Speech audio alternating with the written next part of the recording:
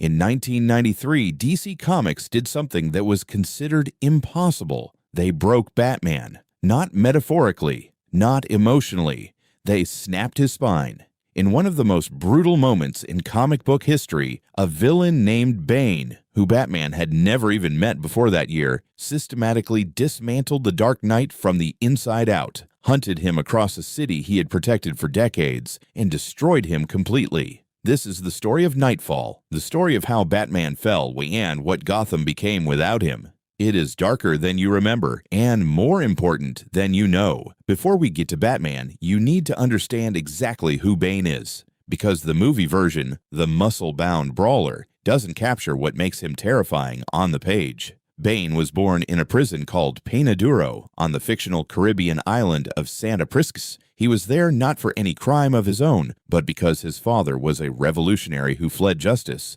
And DC's fictional government decided his son would serve the sentence instead. He grew up in that prison. He educated himself in that prison. He became physically dominant in that prison. And then the prison's government offered him a chance at freedom if he agreed to test an experimental drug called Venom. Key fact: Venom is a steroid-like compound delivered directly to the brain through a tube in Bane's skull. It gives him superhuman strength on demand, but withdrawal is brutal and dependency is total. It is both his greatest weapon and his most dangerous vulnerability. He survived the testing. He escaped.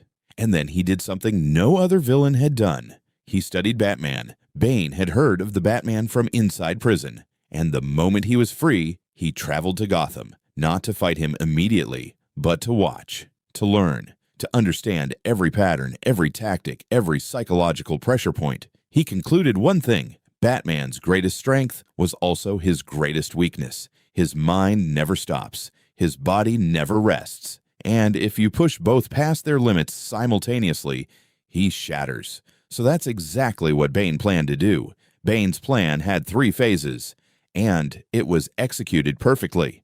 Phase 1, Arkham Asylum. Bane broke into Arkham Asylum, DC's most secure psychiatric prison, and blew the walls open.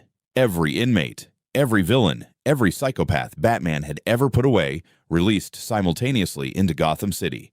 The Joker, Two-Face, Poison Ivy, Zosh, the Scarecrow, Mad Hatter, all of them free at once. This was not an accident. This was not chaos. This was orchestrated. Bane sat back and watched. Phase 2, the Gauntlet. For the next several weeks, Batman ran himself into the ground. Night after night, villain after villain. No sleep, no recovery, no support. Just Batman alone against an entire rogues gallery, unleashed simultaneously on the city he had sworn to protect. He caught the Joker and Two-Face working together, something that almost never happens. He tracked down Zosh, one of the most dangerous serial killers in DC. He stopped Poison Ivy's greenhouse takeover. He brought in the Scarecrow after a fear toxin attack. Each fight drained him a little more. Each night without sleep fractured his judgment a little further. And Bane watched every single one of these fights. He was studying Batman's deterioration, the way a scientist studies an experiment.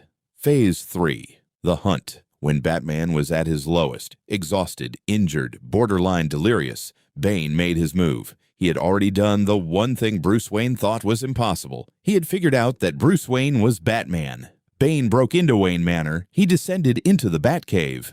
And he waited. When Bruce Wayne arrived home, already broken from weeks of relentless combat, Bane was standing in the center of his sanctuary, in the one place Batman had always believed was completely safe. The fight was not close. Bruce fought as hard as a man who had been awake for days, who had absorbed dozens of beatings, who was running on nothing but willpower, could fight. And Bane, powered by Venom, fresh, rested, prepared, simply absorbed everything Batman had. He was clinical. He was precise. Bane drove Batman's spine across his raised knee and broke it. Then he threw Bruce Wayne's shattered body out of a window into the street below, into Gotham, into the city he had given everything to protect, and walked away.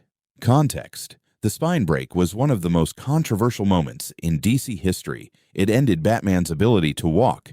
It was intended not as a kill, but as the ultimate humiliation. Bane didn't want Bruce Wayne dead. He wanted Batman destroyed. There is a difference. Bruce Wayne was paralyzed, and Gotham still needed a Batman. So Bruce made a decision that would haunt him and the city for months. He handed the mantle to Jean-Paul Valley, a man also known as Azrael. Azrael was a former assassin who had been deprogrammed and taken under Batman's wing. He was skilled, driven, and deeply dangerously unstable. Bruce believed he could control the situation from a wheelchair, that Azrael would hold Gotham together while he recovered. He was wrong.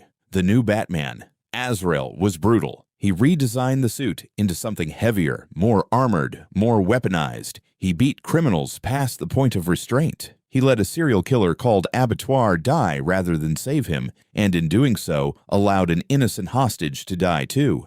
He was winning fights, but he was losing himself. And Gotham was becoming a city that feared its protector almost as much as its criminals. Meanwhile, Bruce Wayne was doing something remarkable. He was healing. With the help of a healer named Chandra Consolving, and eventually a back surgery that repaired the damage Bane had done, Bruce Wayne spent months rebuilding himself, physically, mentally, completely, relearning to walk, relearning to fight, reconnecting with what it meant to be Batman. Not just the costume, not just the mission, what it actually meant. Bruce Wayne came back. He challenged Jean-Paul Valley directly. And the fight told you everything you needed to know about the difference between the two men. Azrael had power. He had technology. He had upgraded armor that Bruce's original suit couldn't match. But Bruce had something Azrael had never understood. He had restraint. He had discipline. He had decades of knowing exactly how much force was necessary and never, ever using more. And he had fought smarter opponents than Azrael with less and won.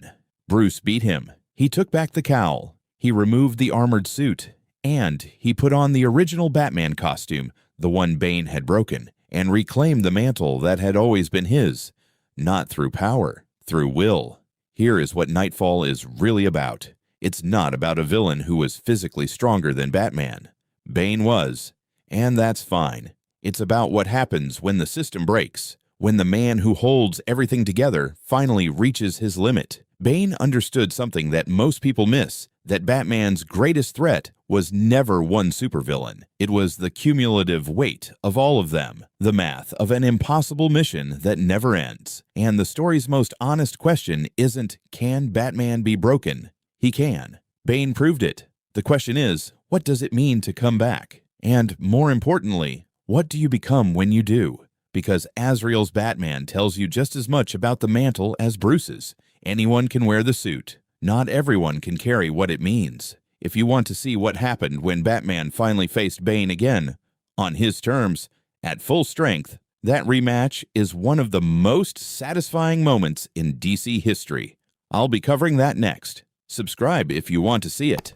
Drop in the comments. Do you think Bruce should have given the mantle to someone else? Because there are strong arguments both ways. This is Knack Comics.